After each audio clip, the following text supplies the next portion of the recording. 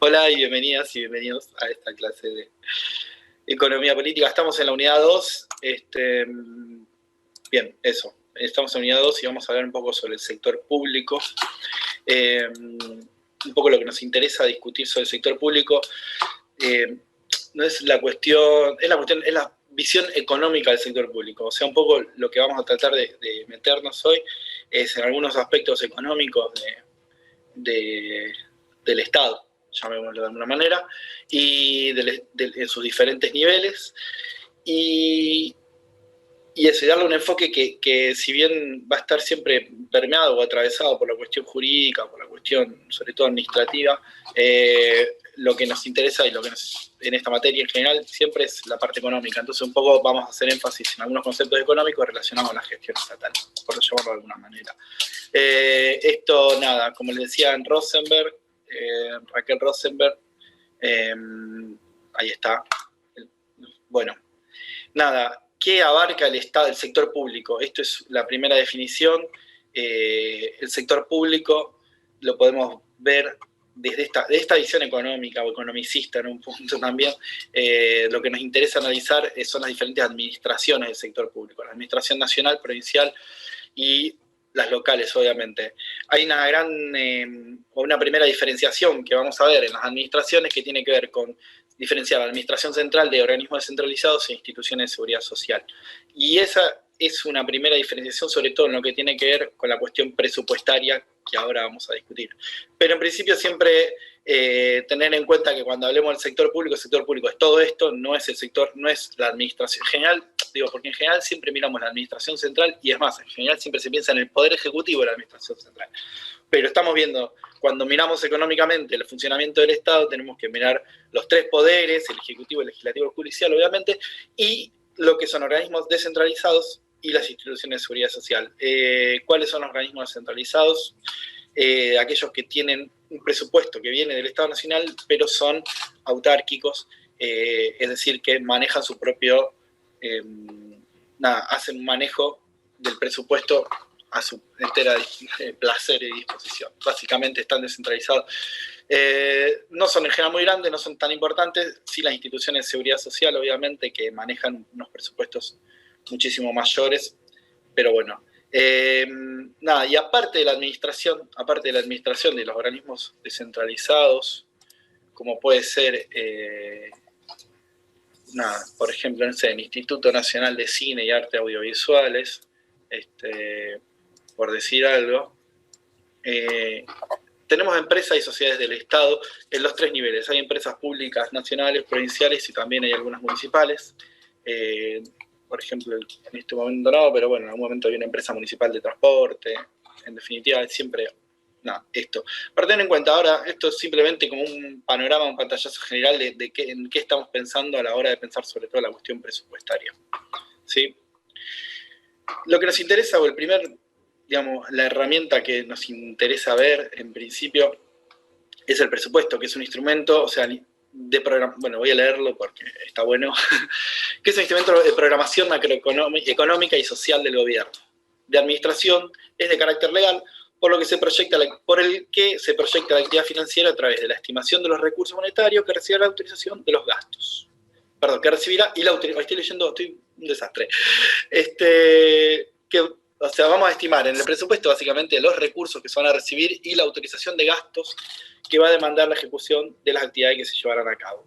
Básicamente el presupuesto es una ley que se sanciona todos los años, es una ley en los tres niveles. Bueno, obviamente a nivel local no es una ley, es una ordenanza, pero es un instrumento legal, que sirve como un instrumento de programación, de planificación económica. ¿Sí? Básicamente lo que se plasma en ley de leyes se denomina, exactamente, sí, le llaman la ley de leyes al presupuesto, le llaman la ley de leyes, eso es así. Y se sanciona todos los años, y todos los años hay que presentarla, hay todas unas etapas que ahora vemos a continuación, y la presenta el Ejecutivo, y la van a sancionar los legislativos en cada uno de los niveles. Pero lo que me interesa del presupuesto, ahora vamos a ver un poco el detalle de qué hay adentro del presupuesto.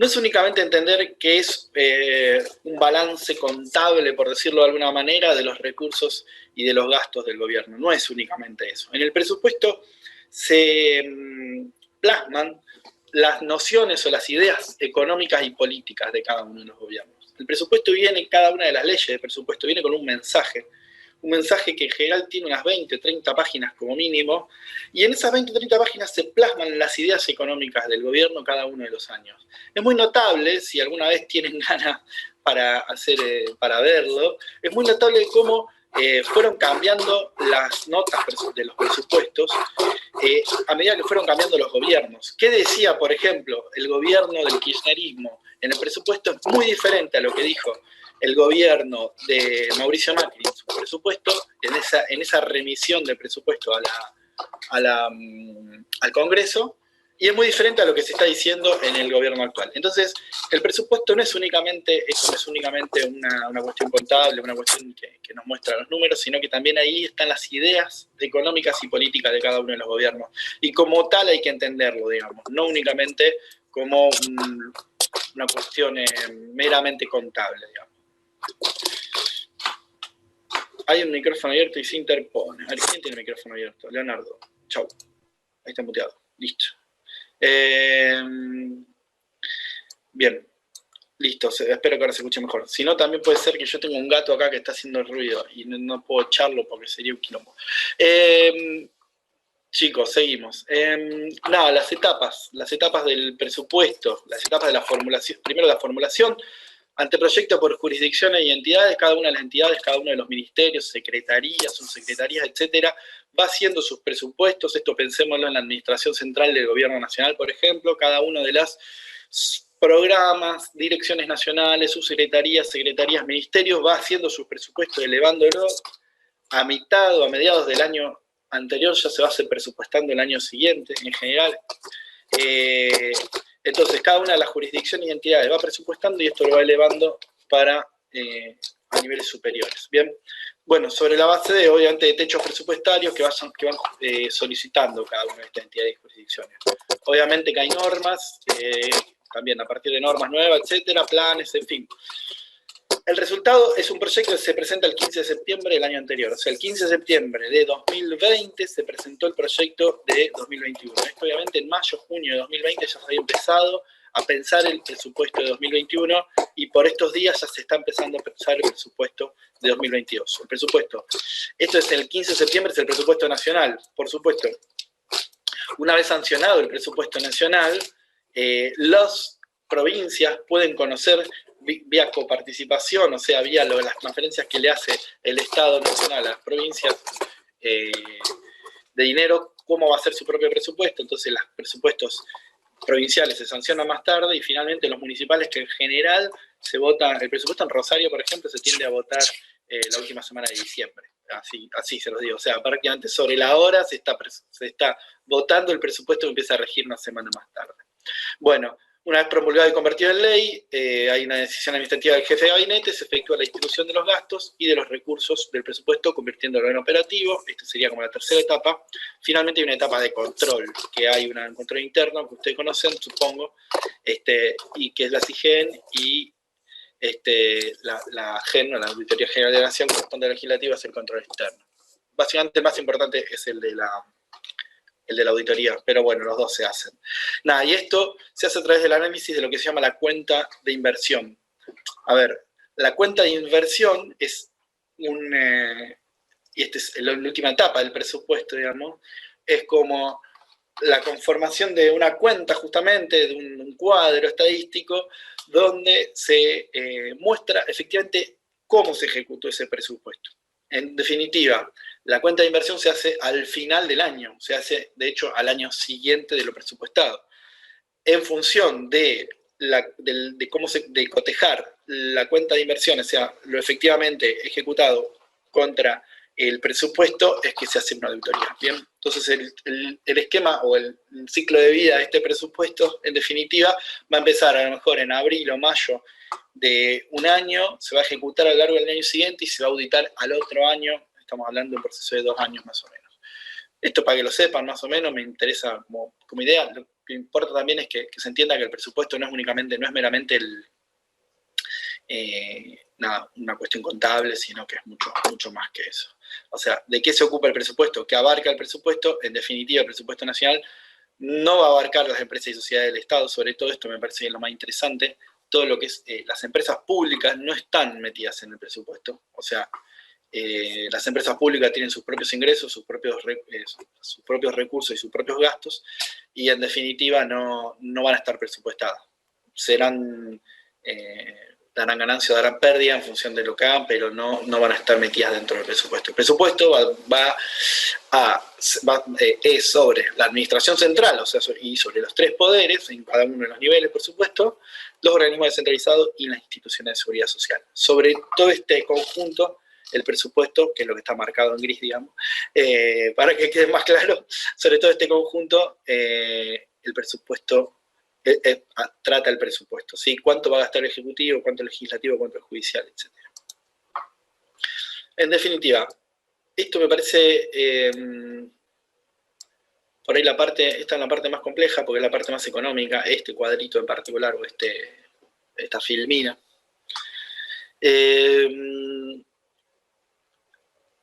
La pregunta es para qué van a servir los recursos del Estado, porque esto me interesa, le voy a dar un paneo más o menos generalizado, no me interesa que lo estudien en profundidad, esto no está en el libro de Rosenberg también, entonces simplemente es como más para conocimiento que para otra cosa. Esto me interesa por ahí que presten atención y que lo veamos más que lo estudien en profundidad, porque en definitiva esto no está en el programa, básicamente, no está en la bibliografía obligatoria.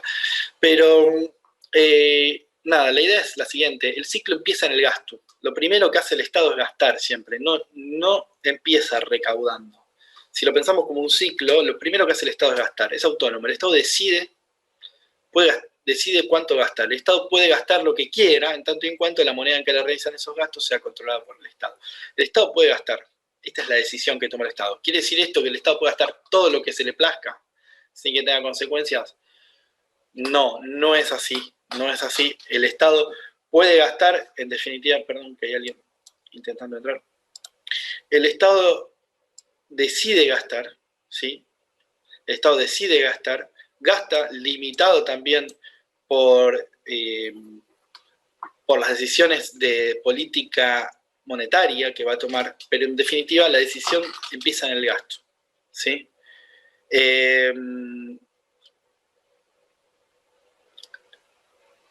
El Estado de esta manera asegura no solo la demanda de moneda, con la cual el Estado puede comprar cosas, sino asimismo asegura con la moneda con la que se realizan las transacciones en un espacio determinado, sea la que emite el Estado y no otra. Básicamente el Estado también gasta y utiliza la moneda para darle una legitimidad social a la moneda. En definitiva, la moneda, el peso vale, el valor del peso, esto ya me estoy yendo un poco por la rama, pero me interesa que lo pensemos juntos, el peso vale y nosotros le damos valor a cada uno de los billetes, porque en última instancia hay alguien que lo está aceptando, que es el Estado. El Estado va a demandar esa moneda en última instancia. El Estado va a gastar en una moneda, que son pesos, y va a recaudar en pesos. Como el Estado acepta los pesos y el Estado siempre dice esto vale o esto no vale, en última instancia esto vale, porque ¿por qué le doy plata a alguien y alguien la acepta? Porque en última instancia va a decir, yo con esto voy a poder pagar impuestos. Yo con este peso va a haber alguien que siempre me va a decir, esto sirve para algo, ¿sí? Esto sirve para quitarme cargas fiscales. Entonces, en definitiva, la pregunta es si al final se trata de quitarle dinero de la mano a la gente. Sí, porque el ciclo se cierra quitándole justamente el dinero, o sea, recaudando impuestos. El ciclo es, primero el Estado gasta y después va a definir cuánto cobra y cuánto vía impositiva. Ahora vamos a discutir un poquito más los tipos de impuestos, etcétera. De hecho, esos son los impuestos, o sea, sacar dinero de circulación o destruir dinero, entre comillas. En todo caso, una buena política impositiva consiste en definir a quiénes se les sacará dinero y a quiénes no. En este sentido, los impuestos son una herramienta importante en la distribución del ingreso. O sea, el Estado puede gastar, esa moneda circula, fluye en la economía y finalmente el Estado la recauda vía impuestos. Este es el circuito del dinero en el Estado. Me parece que me meto un poco en la cuestión monetaria, de la cual tenemos que hablar un poco la clase que viene, pero como para tener un poco la lógica, el Estado no recauda, no necesita recaudar para gastar. Esto sobre todo es el corolario. El Estado no necesita decir, bueno, voy a hacer un gasto. Para hacer este gasto voy a ver a quién le cobro impuestos. No, los impuestos se cobran al final del ciclo, en definitiva. El Estado gasta, consigue la guita, la puede tener, la puede endeudarse, ahora vamos a ver cuáles son los recursos del Estado, pero en definitiva los recursos los termina consiguiendo después. Lo importante es la decisión de gasto que tiene el Estado. No importa si no se entendió mucho, qué sé yo, sí importa, pero en todo caso lo charlamos más adelante. Era solo como para contar un poco esto. Sobre la distribución, nada, a partir de esto, al final de todo estaba la cuestión de la distribución del ingreso. No sé si alguien quiere decir algo o comentar algo, incluso Sol si quiere, porque yo a veces hablo mucho, pero saben que me pueden interrumpir, o tienen el micrófono abierto. El esquema que está a la derecha es el esquema de la distribución del ingreso. Yo lo traje para que lo podamos ver y podamos ver cómo sería este proceso. Tampoco es algo que está estrictamente así en el libro, está parecido de todas maneras, que tiene que ver con el ingreso disponible. Pero básicamente recordemos que el valor, recordemos por cuentas nacionales, que el producto es igual al valor agregado y el valor agregado es igual al ingreso. ¿Se acuerdan que era una igualdad de tres cosas? Empezamos en la producción incluye todas las duplicaciones. ¿Se acuerdan que en el proceso de producción decíamos el producto, no es el producto, es la producción justamente, es bruta, incluye todos los consumos intermedios, no es el producto, es la diferencia entre producción y producto, ¿se acuerdan? Entonces, si a esta producción que incluye todas las duplicaciones era esto de contamos la harina y el pan, contamos la camisa y la tela, ese tipo de ejemplos, en vez de contar dos veces, vamos a restarle los consumos intermedios. Restados los consumos intermedios nos queda el valor agregado. Y el valor agregado nosotros habíamos dicho que se puede separar entre diferentes retribuciones a los factores, digamos, ¿sí? De alguna manera. Por un lado, acá voy a usar los términos más técnicos, no los que usamos la otra vez, pero que por ahí más fácil de entender es la remuneración a los asalariados, que son sueldos y salarios, la remuneración a los asalariados. Está lo que se llama excedente bruto de explotación. Excedente bruto de explotación es la ganancia empresaria. Explotación es una explotación como se usa en general en el campo, como se habla de una explotación rural, pero una explotación es una empresa, digamos. El excedente bruto es la ganancia por tener una empresa, ¿sí? Y el ingreso mixto es el ingreso de aquellas personas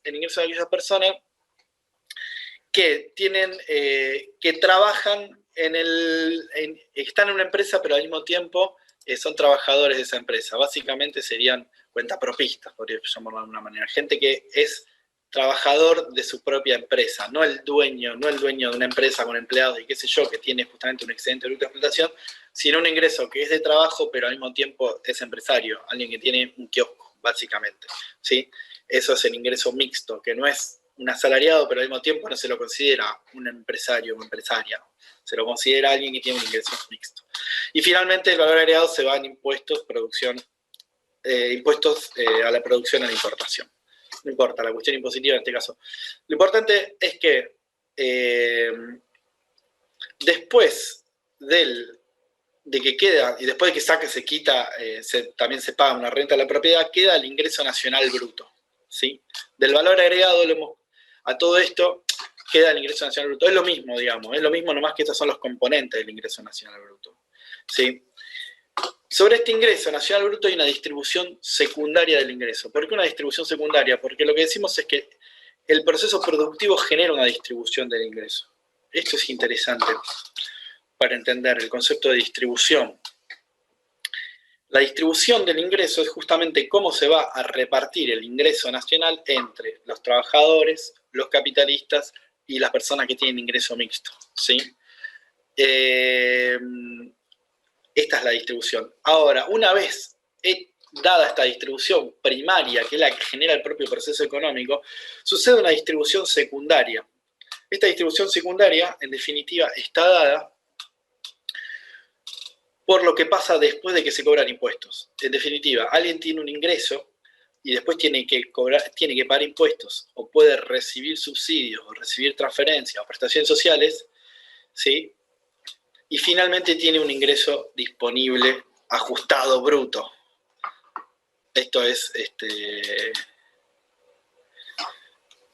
nada, son nombres, no me importa tanto los nombres, me interesa un poquito más que se entienda el proceso. El proceso es, hay una producción, se llega al valor agregado, este valor agregado se distribuye, esa es la distribución del ingreso. La distribución del ingreso es quién se queda con qué en función de qué lugar ocupa en la economía. O sea, si sos asalariado te quedás con la parte de salarios, si sos empresario te quedás con un excedente bruto de explotación, y si tenés un pequeño emprendimiento, tenés un ingreso mixto bruto. Después de eso aparece el rol del Estado, justamente, y esto es lo interesante, que cobra impuestos a alguno, da transferencias, ahora explico que son transferencias, ¿sí? Hay que pagar también contribuciones sociales, la gente recibe prestaciones sociales, recibe transferencias sociales, y después de todo eso tiene un ingreso disponible. Entonces hay una redistribución del ingreso a partir del rol del Estado. ¿Se entiende esto? El rol del Estado es clave ahí, porque justamente a algunas personas le cobra impuestos y a otras le da cosas. Una transferencia es plata que se da sin contrapartida. Ahora voy a explicarlo seguramente. Pero digo, para que se entienda, ¿qué es una transferencia del Estado? Es cuando alguien recibe algo sin darle nada a cambio al Estado. Es como lo contrario del impuesto. El impuesto se paga sin que haya no hay un servicio que pagar, digamos, sino simplemente se paga por ser ciudadana o ciudadano. Bueno, una transferencia justamente es una retribución sin que que haya que darle nada al Estado, digamos. Se recibe la plata y punto. ¿Qué es una transferencia en definitiva? Por ejemplo, ¿a alguien se le ocurre qué puede ser eso? ¿Cómo se recibe plata del Estado? ¿Quién recibe plata del Estado sin pedir nada a cambio? La más común y la más típica de todas las transferencias. ¿Cuál es? ¿Alguno sabe? Un plan social. Sí, un plan social, pero la más común y la más grande y la que más guita mueve. Las becas. Sí. Hay una que mueve muchísima más guita. Es el número 1 del presupuesto, o sea, la parte más importante del presupuesto es una transferencia, son transferencias. ¿Cuáles son esas transferencias? ¿Jubilaciones?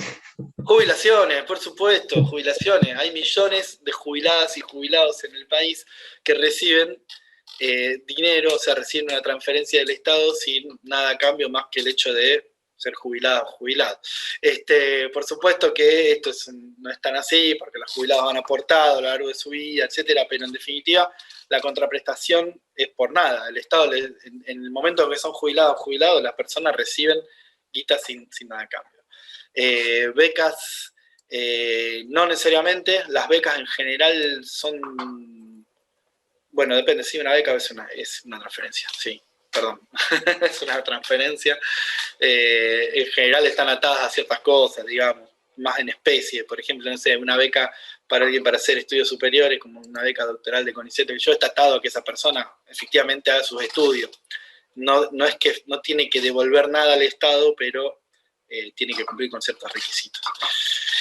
Pero bueno, el IFE exactamente, el IFE fue una transferencia extraordinaria que se dio durante el año pasado, exactamente, el ingreso familiar de emergencia.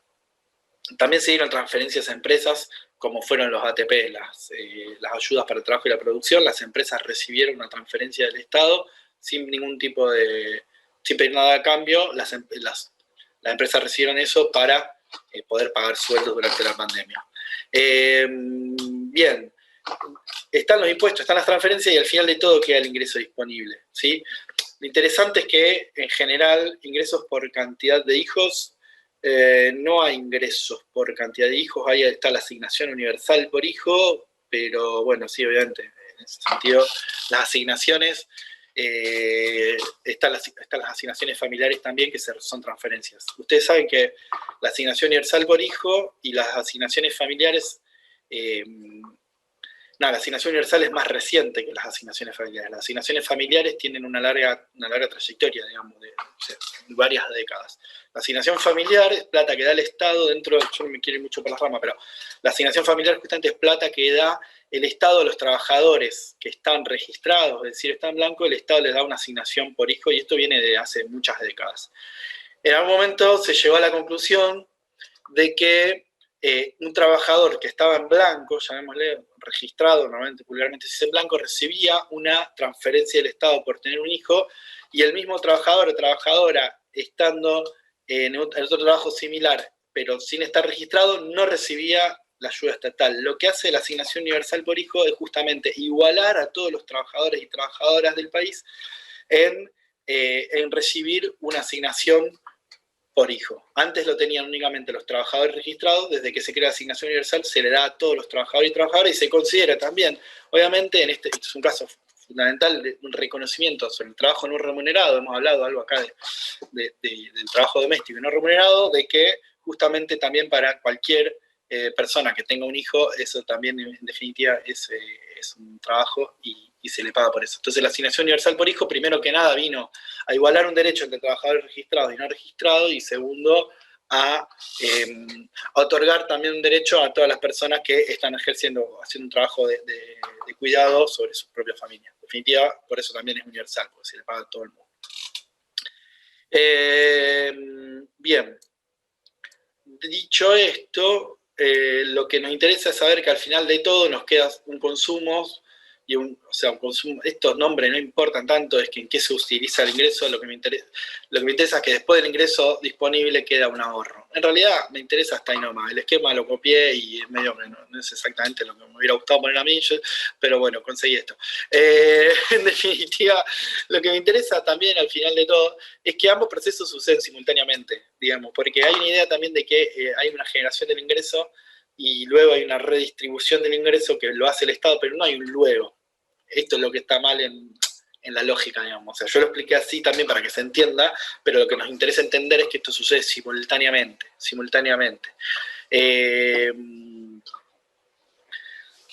Y algo que me olvidé, perdón, esto, primero, que la distribución del ingreso sucede todo al mismo tiempo. O sea, la distribución, ¿cómo se llama?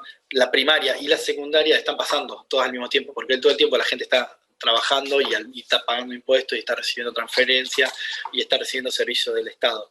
También, digamos, los servicios públicos brindados a la comunidad, que lo puse ahí, pero me parece también fundamental, también forman parte del ingreso de la comunidad.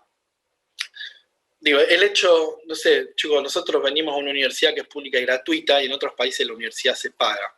Si tuviéramos que pagar la universidad, efectivamente nuestro ingreso sería menor, ¿sí? Entonces, hay una forma de distribución del ingreso que surge a partir de los servicios que presta el Estado. En otros países se paga la salud pública. No sé si ustedes seguramente ven series norteamericanas, pero vean lo que es la salud pública estadounidense, donde hay que pagar por prácticamente todo. Tener salud pública gratuita, educación gratuita o universidad gratuita también es una forma de redistribución del ingreso, porque en definitiva dejan más ingreso disponible, que es el último de los renglones, el que está acá abajo, este ingreso disponible ajustado bruto, ¿sí? Porque no hay que pagar, en definitiva, por ciertos servicios que el Estado brinda. Entonces, en ese sentido, también es una forma de distribución del ingreso.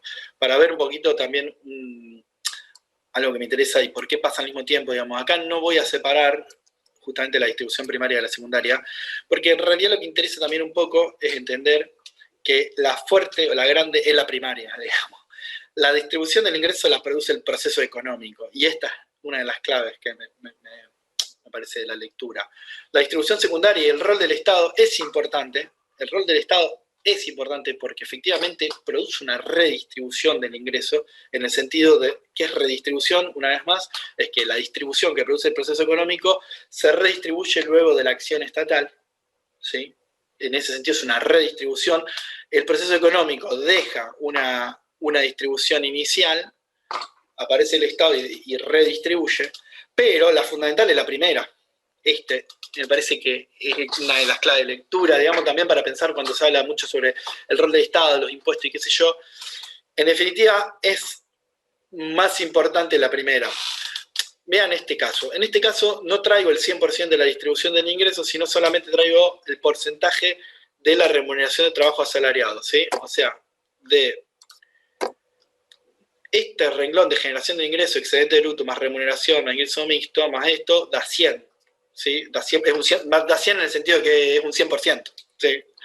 Es un 100%. Ahora, ¿qué parte de ese 100% fue la remuneración al trabajo asalariado en los últimos 5 años? Para que lo veamos. Partiendo de lo que, del 54% que hubo, que es como digamos el final del gobierno de Cristina, digamos, porque acá estamos parados en el principio de 2016, que es donde empieza el gobierno de Macri, lo que se vio es una caída sistemática de la participación de los trabajadores y trabajadoras en ese porcentaje, que se logró recuperar al principio de este año, y acá otra vez vemos el hueco de la pandemia, que lo vimos en las clases pasadas, de cómo golpeó fuertemente. Esta debe ser una de las peores caídas, digamos, de todos los años. Así todo, tuvimos algunas muy graves en 2019, tuvimos un muy mal año 2018, en términos de la distribución para los trabajadores y trabajadoras, qué sé yo soy trabajador y me paro de este lado y por eso digo que es muy malo, pero más allá de eso, fue muy malo, sobre todo también porque el producto, esto es un reparto del Producto Bruto y el Producto Bruto también se achicó, entonces es un porcentaje además de una torta cada vez más chica. Pero más allá de eso, lo que me interesa también es ver cómo acá pasa, cómo el proceso económico en definitiva es la primera o la más importante determinante de la distribución del ingreso. ¿Sí? Acá hay un ejemplo tomado de, no un ejemplo, sino justamente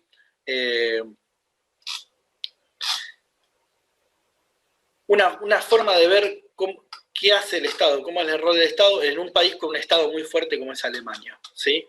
El Gini es un coeficiente de igualdad y desigualdad.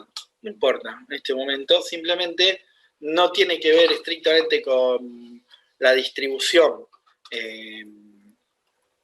funcional del ingreso, la distribución del ingreso en función de quiénes son trabajadores o quiénes son empresarios o empresarias, sino es una distribución entre toda la población mezclada, no importa eso, simplemente todo.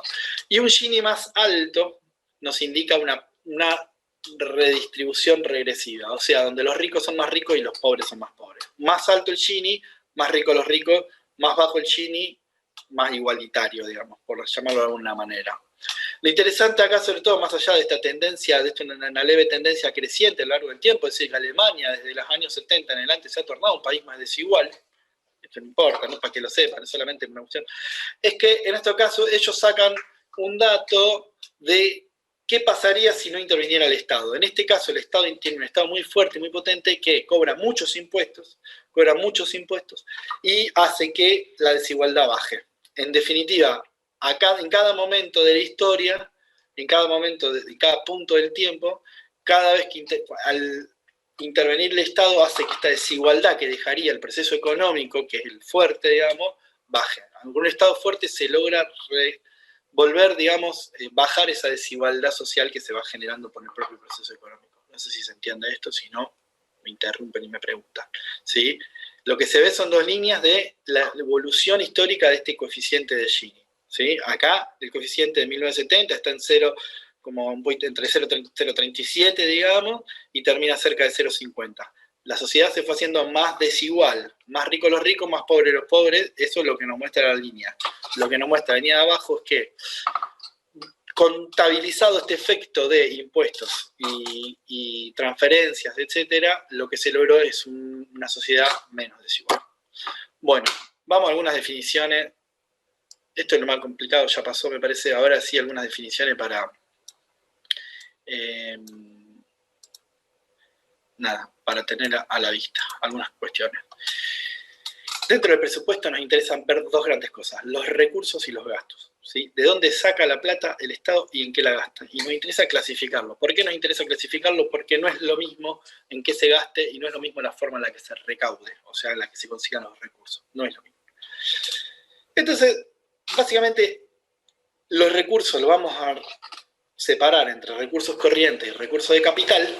recursos corrientes y recursos de capital, acá he puesto recursos corrientes y a continuación los recursos de capital y los financieros, ¿sí? En realidad podríamos decir que son tres, corrientes, capital y financiero. Sí, y dentro de los recursos corrientes vamos a tratar de ver lo más importantes. Los recursos corrientes, ¿sí? Son aquellos que hacen al habitual desempeño de las funciones estatales. No sé cómo decirlo de una manera más fácil. Son los recursos con los que cuenta el Estado año tras año, son los recursos básicos del Estado, por llamarlo de alguna manera. ¿Sí? Estos recursos los podemos separar en impuestos, tasas, contribuciones, venta de bienes y rentas de la propiedad. Pero lo más importante son los impuestos. O sea, básicamente lo que nos importa son los impuestos. Básicamente los impuestos no tienen una contraprestación directa, no están vinculados a una prestación. Es simplemente el Estado ejerciendo su poder sobre la ciudadanía y cobrando sin ninguna contraprestación. Cobra porque puede, porque es el Estado. Cobra también en un punto porque el Estado entiende que si no, el proceso económico por sí mismo genera una desigualdad muy importante y el sistema impositivo reduce esa desigualdad. El sistema impositivo le permite ejercer su política económica también, le permite decidir en qué gastar y en cómo bajar esa desigualdad, cómo hacer crecer la economía, cómo buscar un sendero de crecimiento y desarrollo económico en el largo plazo. Digamos. Entonces, en definitiva, ¿cómo se financia el Estado? En última instancia, está al servicio de su programa de política económica que se plasma en el presupuesto. ¿Sí? Los impuestos los podemos clasificar, hacer dos grandes clasificaciones. La primera es entre directos e indirectos. El impuesto directo grava una manifestación inmediata y objetiva de ingreso y riqueza. Es directo porque grava algo, gravar con P corta, ¿sí? Que es el verbo que se usa para cobrar el impuesto.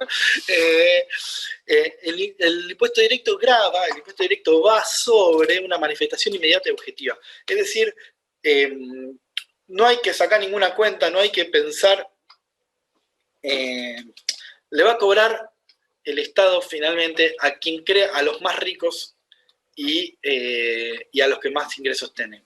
Perdón, no necesariamente a los que más ricos, a los que más ingresos tienen.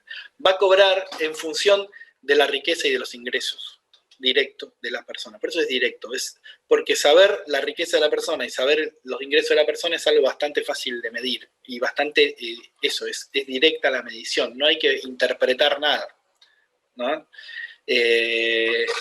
El impuesto indirecto es indirecto porque grava un indicio de riqueza o ingreso. No sabemos con ese impuesto cuán rica es una persona o cuántos ingresos tiene, pero si consume bastante, sabemos que dentro de todo debería ser rico, si no, no consumiría, básicamente.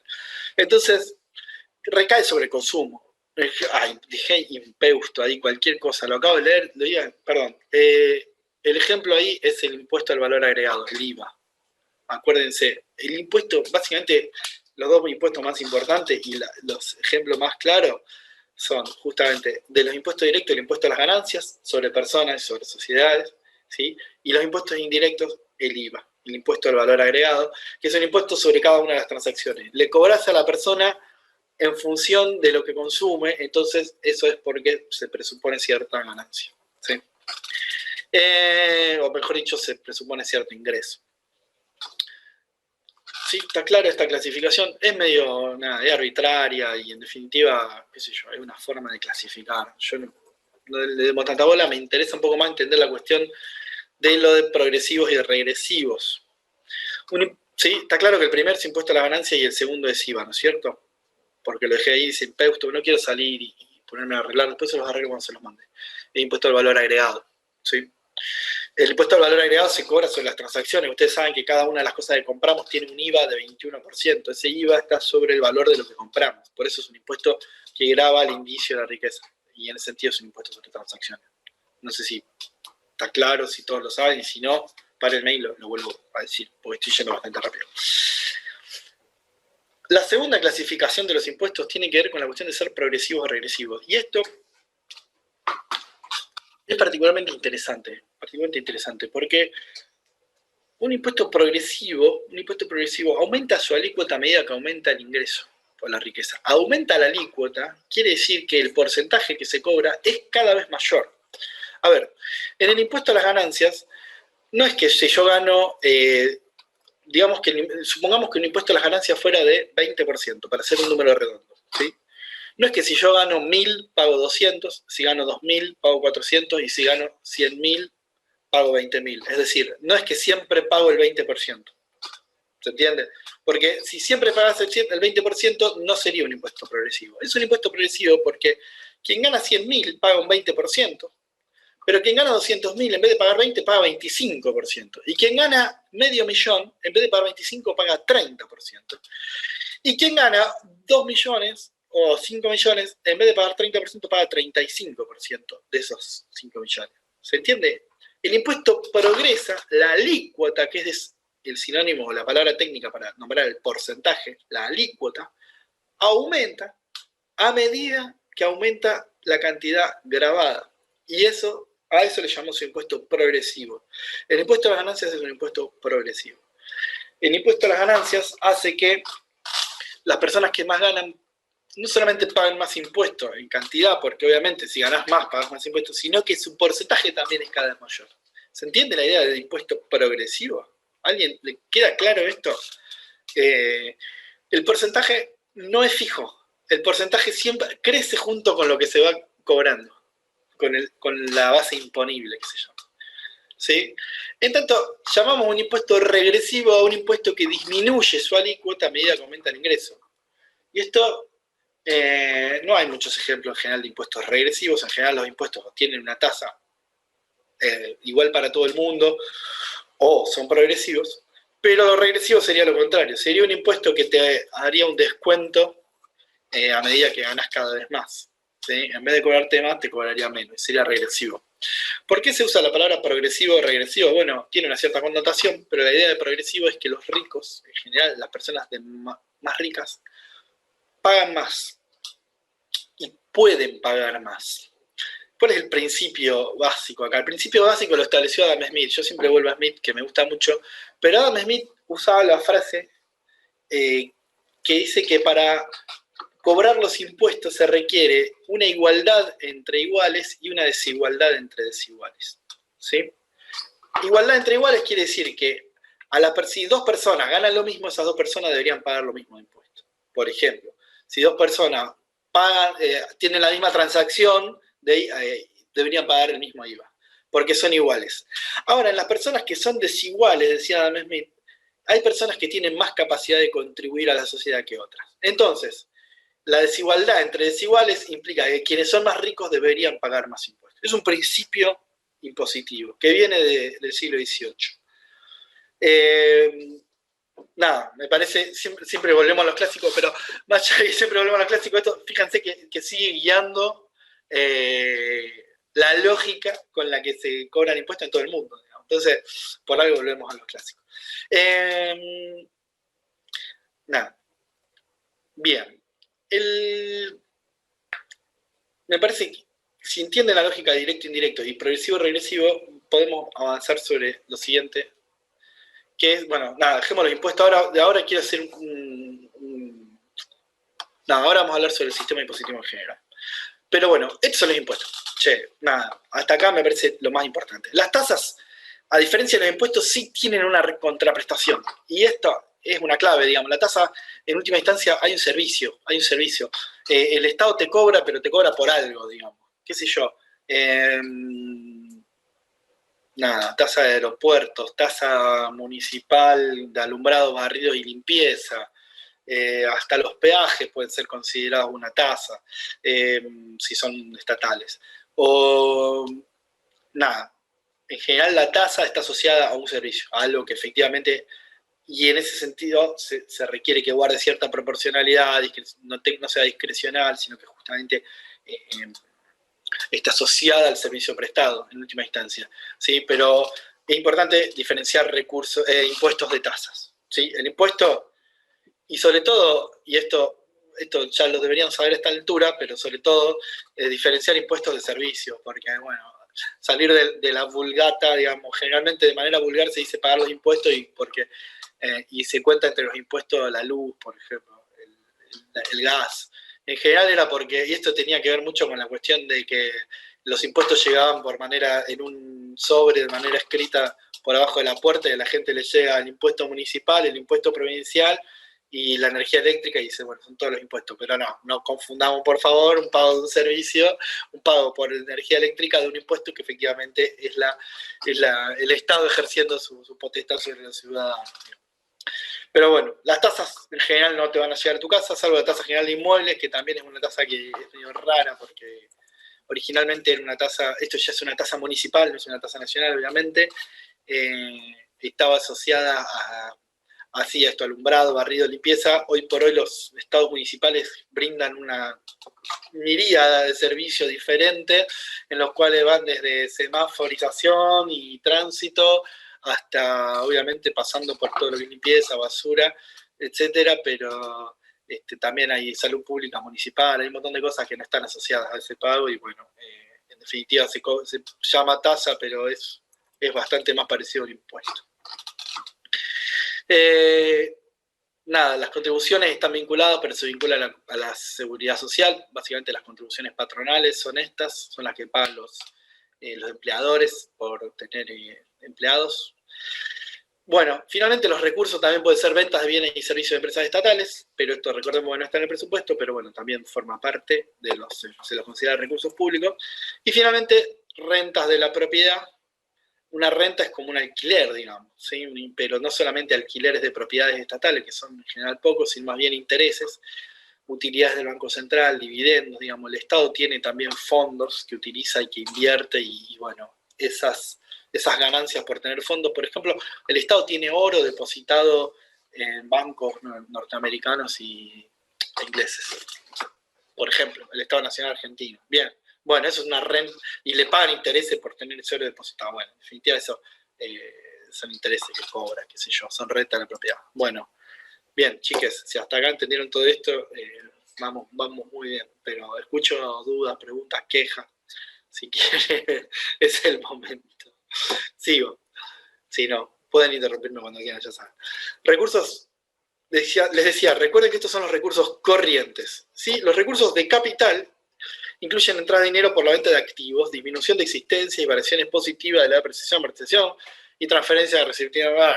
Lo importante en los recursos de capital, en general, tienen que ver con, le llamamos capital a los activos del Estado, ¿sí? Activo del Estado puede ser desde la tierra del Estado, un inmueble del Estado, empresas públicas que se han vendido. Hay muchísimos antecedentes, particularmente durante la década de 1990, por ejemplo, lo que fue el proceso de privatizaciones, cuando el Estado era dueño de, por ejemplo, Entel, la empresa nacional de telecomunicaciones, la vendió. Bueno, ingresó una torta de plata por vender Entel, que era del Estado, o Gas del Estado, una empresa nacional de distribución de gas.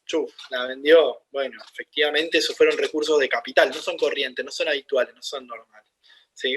Son los recursos relacionados con la venta. Muchas veces, en general lo que hay son tierras, esto ya no mueve mucho en los perímetros, en general son más bien marginales, salvo periodos históricos excepcionales, como puede haber sido justamente lo que pasó durante la década del 90, en donde se vendieron muchos activos públicos. Finalmente, los ingresos provenientes de fuentes financieras son medios de financiamiento constituidos por endeudamiento o disminución de inversión financiera. Básicamente, la otra forma que tiene el Estado de conseguir recursos es la deuda, muchachas y muchachos, es endeudarse.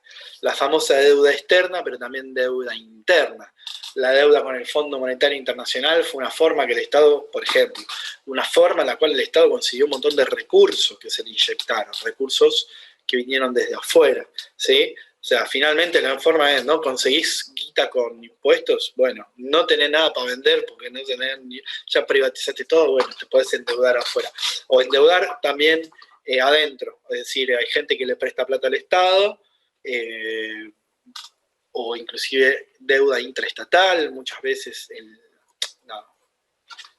mucho quilombo, pero básicamente la ANSES le presta al Tesoro Nacional, el Banco Central le presta también al Estado y después el Estado le devuelve, o sea, queda endeudado el Estado con el propio Estado, es más caos, pero bueno, también de ahí sale guita. Bueno, chicos, hasta acá los recursos. Algunos datos para ver, qué sé yo. Estos son los datos de América Latina y el Caribe sobre presión tributaria. Argentina tiene una alta presión tributaria dentro de lo que es América Latina y el Caribe, pero me interesa ver el dato de la segunda barra negra, que es la OCDE, la OCDE. La OCDE es el porcentaje, La OCDE es la Organización para la Cooperación y el Desarrollo Económico, que básicamente agrupa a los países centrales, podríamos decir, los países más importantes del mundo. Grosso modo, en la OCDE está Estados Unidos, Canadá, Europa Occidental, ¿sí? Toda Europa, Australia, Japón y Chile y México. Pero bueno, no sé por qué Chile y México entran en la OCDE, pero sí lo que me interesaba es ver cómo en los países centrales, en los países más desarrollados, el promedio de la recaudación tributaria como porcentaje del Producto Bruto es mucho más alto que lo que es en toda América Latina. Si se ven, este ALC es América Latina y el Caribe. El promedio de América Latina y el Caribe es 23. Argentina está por encima del promedio de América Latina. No está Argentina, acá, por encima del promedio de América Latina y el Caribe, bastante lejos de lo que cobran en impuestos en los países centrales. Muchos más impuestos se cobran en Francia, España, Dinamarca, Alemania y también Japón, por supuesto, Canadá y Estados Unidos. En Estados Unidos es no tan alto, pero bueno, nada, para tener una idea de cuántos impuestos se cobran, simplemente. Y también esto, sobre la cuestión del sistema tributario, cuando yo les decía hay impuestos progresivos y impuestos regresivos, fíjense que el de arriba es el impuesto del valor agregado, el IVA. ¿Y qué porcentaje representó el IVA de la recaudación a lo largo del tiempo? Estas tres líneas no suman 100 porque faltan otros gráficos, pero básicamente hay que hacerse la idea de que en cada momento del tiempo hay un 100% de la composición de la recaudación, ¿sí? La recaudación total. Esa recaudación, ¿cuáles son las principales partidas? ¿Cómo son los principales puntos de la recaudación? Bueno, el impuesto al valor agregado es siempre el número 1, pero ese impuesto al valor agregado era mucho mayor durante la década de 1990 y bajó ostensiblemente y se mantuvo bastante más abajo durante los gobiernos de 2003 a 2015 y volvió a subir y en 2019 más aún volvió a subir en el gobierno de Mauricio Macri. ¿Sí? ¿Ven los cortes temporales? ¿Ven el aumento de IVA durante el gobierno, durante el menemismo, durante el gobierno y el gobierno de Menem y de la Rúa, que fue la década de 1990? Una baja y una baja tendencial durante los gobiernos de Néstor y Cristina Kirchner y un final donde sube durante el gobierno de Macri. Por el contrario, los impuestos al valor a las ganancias de empresas, los impuestos a las ganancias de empresas se mantuvieron más o menos constantes, cayeron mucho, bueno, en 2002 fue un año de crisis, por supuesto, ese año empezaron las retenciones, pero bueno, y fueron creciendo y sobre todo en estos años de ganancias, donde hubo grandes ganancias empresariales, bajó sobre todo la proporción del IVA y subió la proporción de las ganancias. Se trata de proporciones acá, no de valores absolutos, sino para entender el sistema tributario como un todo, es interesante ver cómo está compuesto, y esto es la clave, digamos. La clave es qué impuesto o sobre qué está recaudando el gobierno en cada momento. Si le está cobrando más a las ganancias, es decir, si le está cobrando más a las empresas, como en este caso que es particularmente ganancias de las empresas, o si está cobrando a toda la población por igual. ¿Por qué? Porque recordemos que el IVA justamente es un impuesto el de ganancias es un impuesto progresivo, es un impuesto, como les decía, que le cobra más a los más ricos, mientras que IVA es un impuesto que no es progresivo, que es un impuesto de cantidades fijas, digamos, ¿sí? Que siempre cobra el 21% para todo el mundo. Y las retenciones finalmente son impuestos al comercio exterior, son los impuestos a la exportación de bienes, ¿sí? Que no existieron durante la década de 1990, no había, era cero, se empezaron a cobrar a partir de 2002, esto vamos a discutir cuando discutamos un poquito más el periodo, pero nada, para tener una idea en la cabeza. Pero esto, la progresividad residirá del sistema tributario, o sea, el sistema tributario, no de cada impuesto. A ver, una proporción mayor de impuestos progresivos, el total de la recaudación, convierte al sistema en más progresivo. No sé si se entiende. Tener más impuesto acá, más impuesto a las ganancias, que es un impuesto progresivo, hace que tengamos un sistema tributario progresivo. Inversamente, una proporción mayor de impuestos regresivos convierte en el sistema regresivo. Progresivos que pagan más los más ricos y regresivos que pagan más los más pobres, hablando en criollo. Entonces, esto, qué sé yo, para tenerlo en cuenta. Estos cambios, al mismo tiempo, no implican que haya que agregar o quitar impuestos. Y esto es interesante, no es que se agregaron o quitaron impuestos para que el sistema sea más progresivo o regresivo. Pueden cambiar los montos, la alícuota, la población alcanzada, la base imponible. Digo, pueden cambiar muchas cosas dentro del mismo impuesto, reglamentarse el impuesto de una manera diferente y eso hacer cambiar el sistema impositivo. Por ejemplo, el cambio reciente de impuesto a las ganancias. El que se votó en Senado, me parece que terminó el sábado de la semana pasada.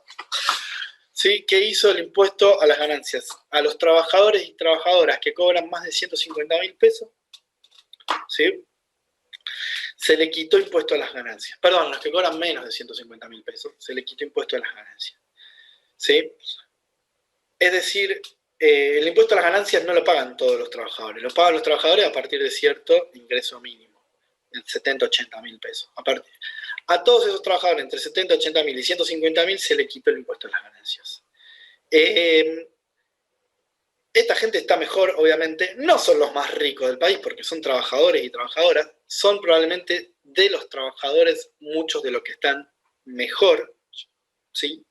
Pero el impuesto es un impuesto progresivo. Si se cobra menos del impuesto progresivo, el sistema como un todo se vuelve regresivo. No sé si se sigue la lógica.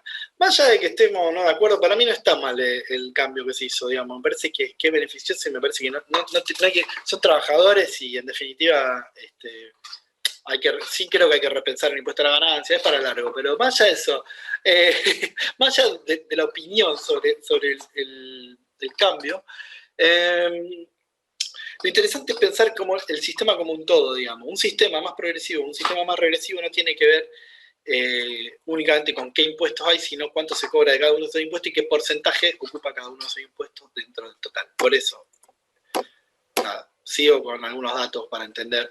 Pero voy a ir más...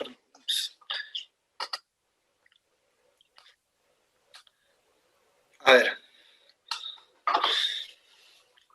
Esto me interesaba para comparar los países centrales con los países, con América Latina y el Caribe, que es un poco lo que les decía recién.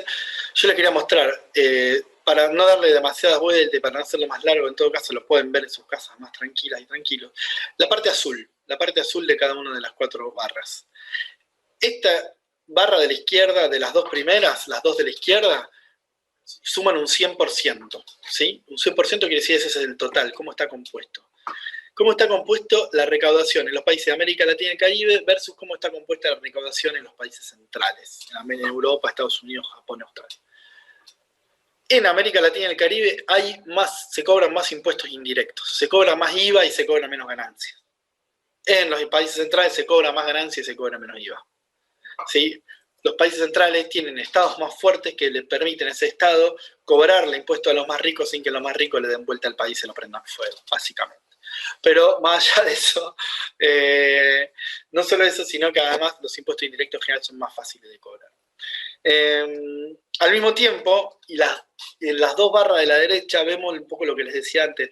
¿Se acuerdan que les decía que el promedio de la OCDE es mucho mayor que el promedio de impuestos que se cobra en América Latina y el Caribe? Bueno, ahí lo ven en barra, digamos. Lo ven como porcentaje del PBI y van a ver que cómo se compone, y van a ver sobre todo con la altura de la barra que en los países de la OCDE se cobran mucho más impuestos que en los países de América Latina y el Caribe. Pero esto es en general así. Estados más fuertes cobran más impuestos, le dan más servicios a sus ciudadanos, obviamente, pero básicamente están basados en cobrar también más impuestos. Así también se logran sociedades más justas y menos desequilibradas y menos desiguales. Particularmente las sociedades de América Latina y el Caribe son muy desiguales. Ya nos encontramos en toda América Latina con elites, como está bien dicho, elites ricas, pequeños porcentajes de la población rica y grandes mayorías pobres y empobrecidas. Bien, hasta acá los recursos, chicos. Vamos con los gastos, porque si no, no terminamos nunca más. Si además esta clase se termina siendo un embole. Nada, lo mismo que, así como tenemos recursos corrientes de capital y financieros, tenemos gastos corrientes de capital y financieros. Los gastos corrientes son los gastos habituales, los lógicos, los normales, los tradicionales, las erogaciones destinadas a la actividad de producción de bienes y servicios del sector público. Todos estos son gastos corrientes. Los comunes, los gastos, el gasto público, básicamente los sueldos, los salarios, pero también las jubilaciones, los materiales que se utilicen, qué sé yo, todo lo que se necesite para mantener andando el Estado en general. Los gastos de capital sí son los destinados a la adquisición o producción de bienes materiales y inmateriales e inversiones financieras. Básicamente, la inversión pública lo llamamos gasto de capital. Gasto de capital es el gasto en algo que va a quedar, en un capital, en un puente, en un edificio que hace el Estado, en un hospital nuevo. ¿Sí? Es un gasto de capital, es un gasto que no es corriente, no es habitual, y que se hace y que queda como un activo del Estado. ¿Sí? Aumenta la capacidad instalada de proveer servicios de salud, una nueva escuela es un gasto de capital, una nueva universidad es un gasto de capital, una ruta es un gasto de capital. El gasto corriente será en todo caso, a partir de que hay un nuevo hospital, el salario que se le paga a los médicos y todos los insumos que se pagan en los años por venir. Pero el gasto de construcción del hospital es un gasto de capital. Bien, y aplicaciones financieras, que básicamente es gastar la guita en desendeudarse. ¿Sí? O sea, así como el recurso financiero es la deuda, la aplicación financiera es justamente pagar la deuda, ni más ni menos. Está puesto difícil ahí, disminución del endeudamiento, básicamente entender que la aplicación financiera es el pago de la deuda. Entonces, ¿qué gasta la guita del Estado en gastos corrientes, en gastos de capital? Pues pagar su deuda anterior. Nada, esto es es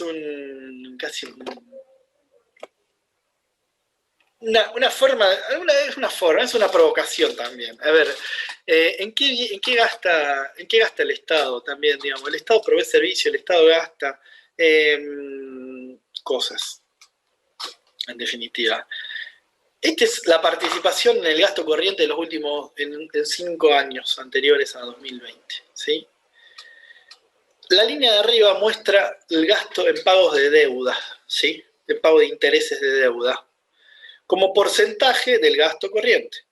O sea, hay un número que suma 100%, no vemos los 100%, vemos 2 de las cosas nada más.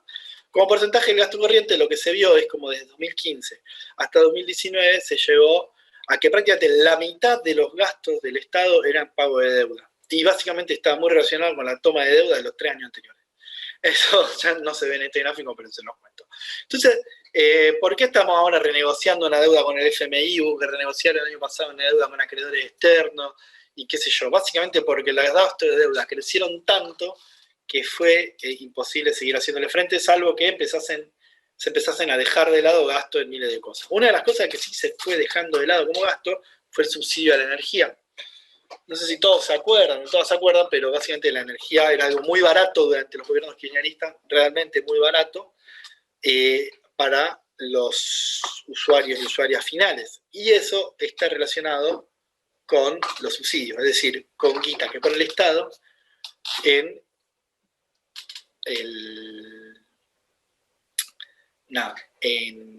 que sea más barato el precio de mercado. ¿Sí? El precio de la energía.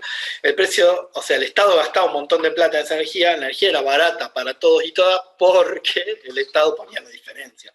Lógicamente, eso también era una torta de plata y eso también era bastante difícil de sostener. Eso se fue bajando y fíjense que se bajó a menos de la mitad en los años que pasaron. Perdón, a menos de la mitad, 19% bajó a 9%. Eso hace que el gasto público ¿se acuerdan cuando les decía que hay parte del gasto público que en algún punto es ingreso indirecto de las personas, de un salario indirecto? Bueno, esto es un salario indirecto. Si hay que pagar menos energía eléctrica o menos el gas, efectivamente me queda más sueldo a final de mes para poder gastar. Entonces, en definitiva, es como si el sueldo creciese y tengo un salario que es indirecto. Entonces, esto es simplemente para hacer esta es una lectura más política, obviamente. De esta lectura también se pueden hacer otras. Qué sé yo, podríamos pensarlo tal vez para la clase de repaso o alguna de las cosas que vamos a hacer con Sol en la semana que viene. Podemos pensar en alguna de estas cosas para ponerle un poco más de interés. Che, bueno, nada, este es como ver esta es la cuenta de inversión, digamos. Al final de todo, ¿qué queda? ¿Cómo es el último de los... ¿se acuerdan que dijimos que al final del presupuesto, de los recursos, de los gastos, y qué sé yo, al final de todo está la cuenta de inversión? Nada, la cuenta de inversión es una gran contabilidad, digamos, de sumas y restas. Es sumar esto, restarle lo otro y qué nos queda al final, digamos, ¿sí? Y también, para entenderlo, es como una forma de sumas parciales, ¿sí? Es una forma de sumas parciales. Ahora le digo lo que quiere decir de sumas parciales. Nada, acá está separado la administración en cada una de las 3 áreas de gobierno. La administración nacional es la suma de las tres columnas, ¿sí? Entonces, en definitiva, este 3 millones y 8...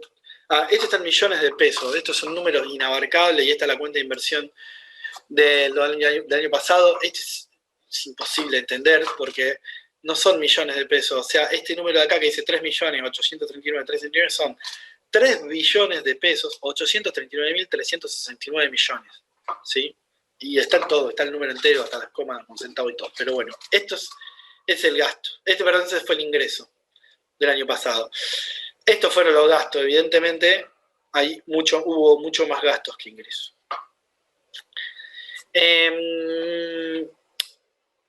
Nada, acá vamos viendo cómo es la composición y vemos que tenemos los ingresos tributarios, o sea, los impuestos, los aportes, después tenemos ingresos no tributarios, que son cosas más chiquitas, las ventas, rentas y transferencias corrientes, cosas más chiquitas. El grueso viene por ingresos tributarios y por los aportes a la seguridad social. Esos son los 2 principales ingresos del país. Por supuesto, en la administración central los aportes de contribución social son muy chiquititos. Esto va todo a la institución de seguridad social, básicamente a la ANSES. No sé si vale la pena detenerse tanto en eso, pero es para entender un poco, ver cómo se componen los ingresos. ¿Y cómo se componen los gastos? Hay de todo, por supuesto que hay de todo. El gasto número 1, como les decía, 1.864, son las jubilaciones, son las prestaciones de seguridad social. Y les decía que son como sumas parciales, porque si se fijan, los gastos corrientes son la suma de todo lo que tiene rayita, es la suma de gastos de consumo, más intereses, más prestaciones, más otros gastos, más transferencias. Y a su vez los gastos de consumo es la suma de remuneraciones, más bienes, más otros gastos. Visto acá, 448 más 131 me da 580 acá. ¿Sí?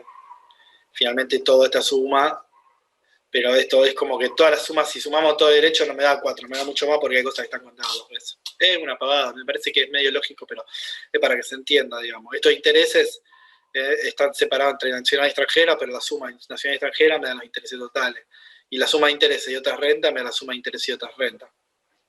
Y así, es como, por eso le digo que son como un esquema de sumas parciales. Es como que vamos abriendo ramitas de la división y en esa apertura de ramas vamos sumando y consolidando la guita en números mayores. Chicos, yo creo que, nada, me queda, sí, esto. Para terminar y hablar un momento también. Finalmente, se llega a lo que podemos llamar un balance fiscal, el balance del Estado. Es otra forma de ordenar los gastos y los recursos para llegar a algunos conceptos clave. ¿Sí? Vamos a agarrar los mismos gastos y los mismos recursos, lo vamos a ordenar de una manera diferente y le vamos a ir llamando a cada una de estas cosas con nombres diferentes. ¿Sí?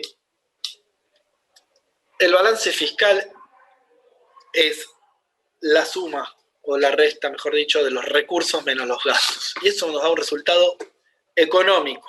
Tenemos 3 resultados. El primero es el económico. Es el de recursos corrientes y el de gasto corriente. ¿Por qué hacemos el económico? ¿Por qué miramos primero esto? Porque los recursos corrientes, recuerden, que lo dijimos un rato, son justamente los recursos de lo que cobra, lo que junta el Estado por su actividad normal, habitual, típica, ¿sí?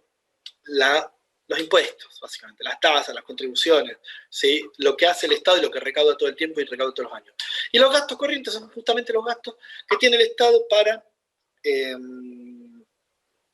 mantenerse andando, digamos. Son los gastos habituales, normales, de todos los días, básicamente los salarios, pero también las jubilaciones, asignaciones, etcétera, que paga el Estado. Y eso nos da un resultado económico del Estado. Este resultado, en general, es muy parecido al siguiente y no se usa mucho. En general, se habla más bien del resultado primario. ¿Qué es el resultado primario? Es al resultado económico, a lo que nos da este primer resultado de recursos corrientes menos gastos corrientes, le sumamos los recursos de capital y le restamos los gastos de capital. ¿Sí? En estos gastos de capital no incluimos los intereses de la deuda. Y eso nos da un resultado primario.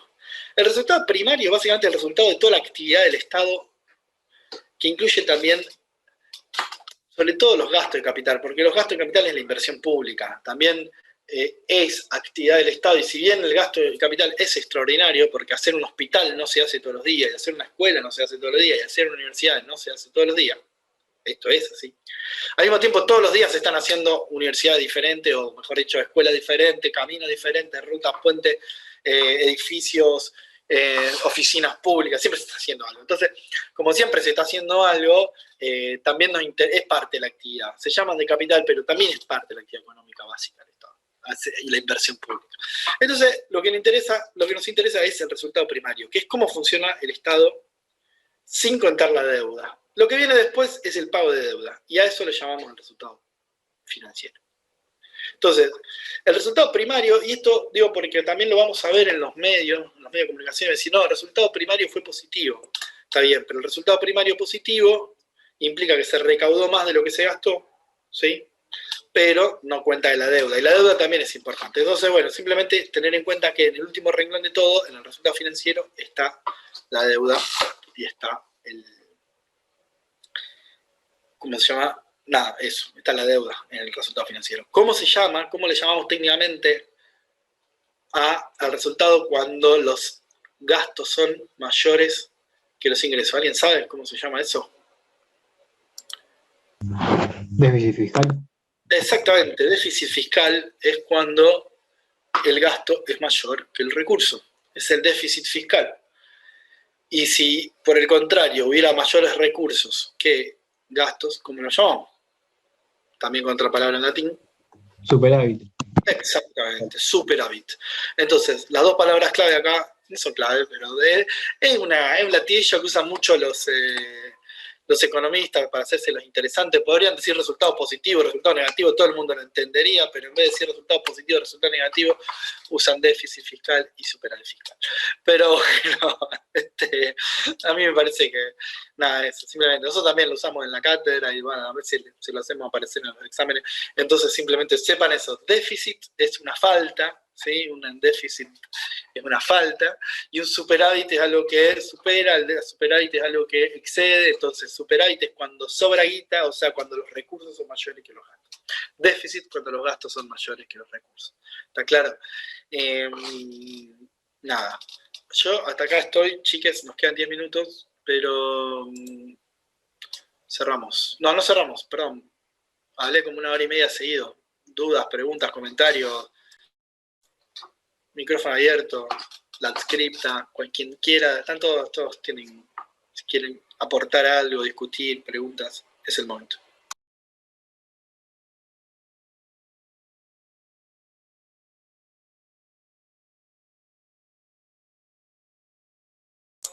Quedó todo claro, hay algo que a lo mejor fui medio rápido y se pasó, algo que quieren que hagamos de vuelta, o quieren que lo dejemos, qué sé yo. No me parece algo difícil en términos generales, es muy de definiciones, es muy de, qué sé yo, una clase medio aburrida, yo lo sé porque es eso, es definición tras definición y saberse las cosas. Nada, estaban acostumbrados, así es su carrera también, pero nada, pero igual, si hay alguna que no haya quedado claro y todo, por favor.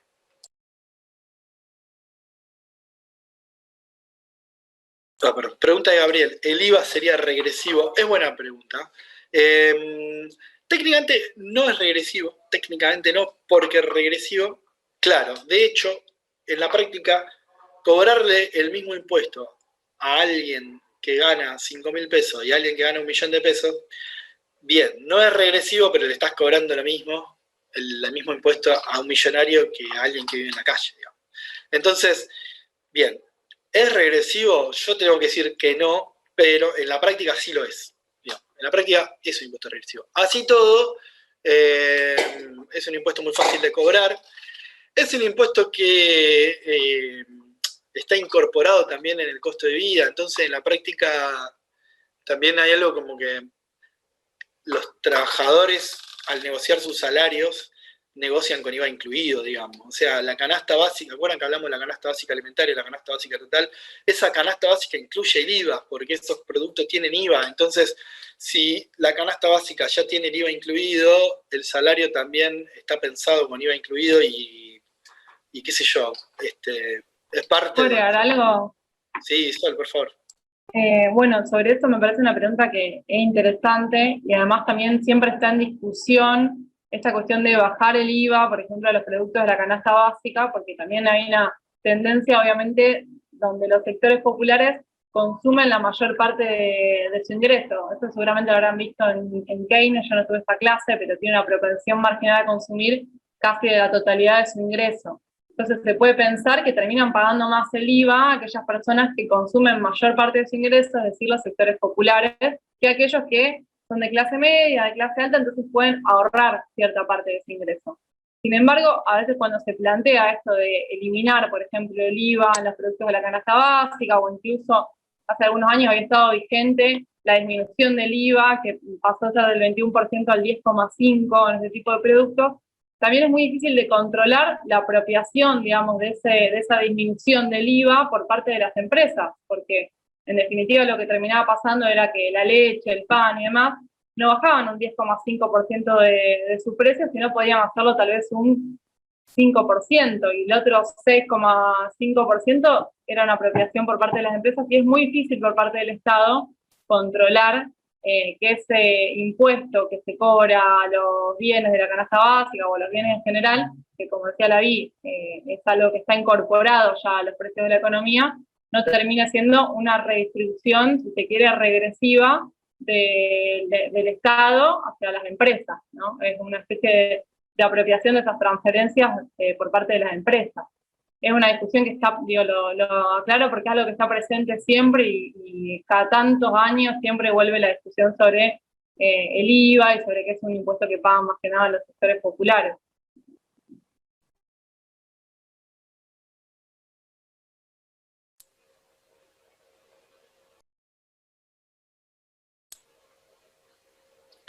De nada. Gracias por la pregunta, Gabriel. ¿Alguien más, si tiene alguna otra? Cerramos por acá, nos volvemos a ver el miércoles, si les parece.